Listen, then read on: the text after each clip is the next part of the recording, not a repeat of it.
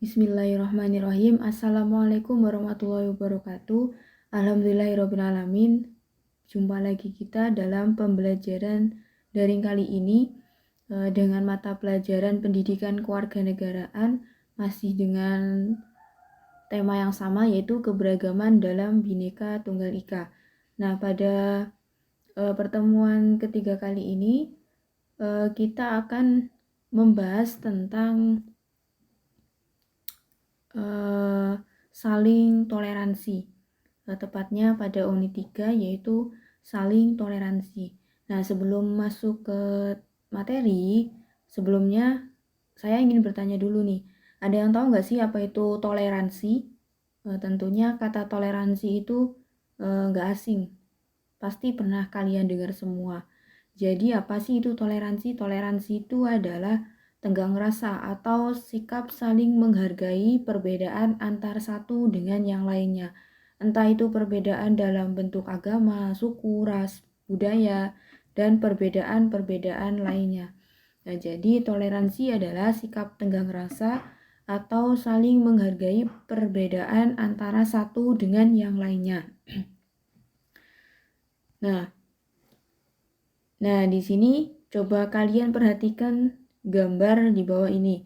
Ini adalah salah satu wujud dari sikap toleransi, di mana setiap suku, ada yang dari suku Jawa, Betawi, Sunda, ataupun agama seperti agama Islam, Kristen, Katolik, dan lainnya, itu saling bergandengan satu dengan yang lainnya. Artinya mereka semua bersatu meskipun mereka memiliki latar belakang yang berbeda, baik itu dari agama, suku, ras, maupun yang lainnya.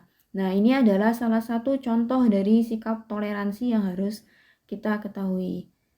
Nah, sebelum masuk ke materi, saya ulang lagi nih. Toleransi itu adalah sebuah sikap tenggang rasa atau sikap saling menghargai antara perbedaan antar satu dengan yang lainnya. Intinya saling menghargai. Nah, yang pertama yaitu perilaku toleran terhadap kehidupan beragama. Nah, di sini sudah jelas dalam Undang-Undang Pasal 29 ayat 2 yang menjelaskan bahwa negara Republik Indonesia itu memberikan jaminan kepada tiap-tiap penduduk Indonesia untuk memeluk agama dan beribadah menurut agama dan kepercayaannya itu. Jadi dalam Undang-Undang Pasal 29 ayat 2 ini itu menjelaskan bahwa negara Indonesia itu juga memberikan jaminan kepada masyarakat untuk memilih dan memeluk agama dan beribadah sesuai dengan agama dan kepercayaannya itu. Jadi sudah jelas ya bahwasanya kebebasan untuk memilih agama itu ada di Indonesia. Itulah yang menyebabkan kenapa di Indonesia itu ada 6 agama, seperti agama Islam, Katolik, Hindu, Buddha, Kristen, dan Konghucu. Tetapi ada satu agama yang memang itu dilarang ada di Indonesia karena agama tersebut menentang adanya Tuhan, yaitu agama ateis. Nah, itu adalah penjelasan tentang dari pasal 29 ayat 2. Nah, selanjutnya Presiden keempat Indonesia yaitu Kiai Haji Abdurrahman Wahid atau biasa disebut dengan Gus Dur yang dijuluki sebagai Bapak Pluralisme Indonesia itu menerangkan bahwa tidak penting apapun agama atau sukumu, kalau kamu bisa melakukan sesuatu yang baik untuk semua orang, orang tidak akan pernah tanya apa agamamu. Nah, jadi kenapa Bapak Gus Dur ini dijuluki sebagai Bapak Pluralisme Indonesia? Karena beliau telah membuat motivasi dan inspiratif yang sangat terkenal, yaitu tadi dengan motivasi yang terkenalnya, yaitu yang berbunyi tidak penting apapun agama atau sukumu, kalau kamu bisa melakukan sesuatu yang baik untuk semua orang, maka orang tersebut itu tidak akan pernah bertanya apa agamamu. Nah, di sini ada contoh perilaku toleran dalam kehidupan beragama. Di situ ada 6. Yang pertama, melaksanakan ajaran agama dengan baik. Yang kedua, menghormati agama dan keyakinan orang lain. Nah, itu adalah makna dari toleransi tersebut tadi, yaitu saling menghormati antara satu dengan yang lainnya. Lalu menghormati adanya perbedaan tata cara ibadah dalam suatu agama. Nah, tentunya setiap agama yang ada di Indonesia itu memiliki tata caranya masing-masing dalam beribadah. Di samping tata cara yang berbeda juga memiliki tempat ibadah yang berbeda. Misalnya seperti agama Islam itu bertempat di masjid, agama Kristen Katolik itu bertempat di gereja, dan masih banyak yang lainnya. Lalu menghormati adanya lalu menjaga kerukunan hidup di antara umat seagama maupun beda agama. Nah, meskipun berbeda, kita juga harus tetap menjaga kerukunan antar agama. Yang selanjutnya yaitu saling menolong di antara umat seagama maupun antar agama. Dan yang terakhir yaitu tidak memaksakan suatu agama kepada orang lain. Nah, ini yang paling penting. Yang terakhir, artinya kita juga tidak boleh untuk memaksakan orang lain untuk mengikuti kepercayaan kita. Untuk yang selanjutnya yaitu perilaku toleran dalam keberagaman suku dan ras di Indonesia. Seperti yang kita ketahui bahwa suku dan ras yang ada di Indonesia itu jumlahnya cukup banyak. Suku saja ada sekitar 13 ribuan yang terdapat di Indonesia. Begitupun dengan ras, jumlahnya juga cukup banyak. Nah, sebelumnya kita juga sudah belajar bahwasanya bangsa Indonesia itu memiliki berbagai macam etnis atau suku dan ras yang ada di Indonesia. Nah, semua manusia di dunia ini apapun warna kulit, ras dan suku bangsanya memiliki kedudukan, harkat, derajat dan martabat yang sama di hadapan Tuhan. Ya. Jadi meskipun manusia itu memiliki perbedaan warna kulit, perbedaan ras, perbedaan suku, perbedaan agama, mereka itu tetap memiliki harkat dan martabat yang sama di hadapan Tuhannya. Nah, kita juga harus menjunjung tinggi harkat, derajat dan martabat kemanusiaan tersebut dengan saling toleransi dan saling menghormati antara satu dengan yang lainnya. Perbedaan tersebut menjadikan suatu etnis atau suku bangsa dan ras tertentu menjadi lebih tinggi derajatnya dibanding etnis lain. Jadi perbedaan yang ada itu tidak menjadikan suatu etnis atau suku bangsa itu menjadi lebih tinggi dari yang lainnya. Kenapa? Karena yang membedakan baik dan buruknya adalah perilaku seseorang, bukan etnis, suku, bangsa, dan rasnya.